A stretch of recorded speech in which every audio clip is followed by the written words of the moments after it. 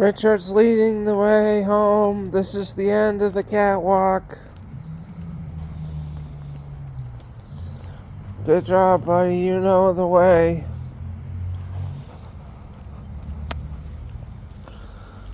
He wants to go home and eat some salmon. Spoiled boy, I gave him chicken too. And spoiling myself by eating both. But I had a chicken wrap for a snack. And I'll have salmon for dinner. Come on, buddy. Let's go inside. I'll give you fresh food. It's time for his dinner.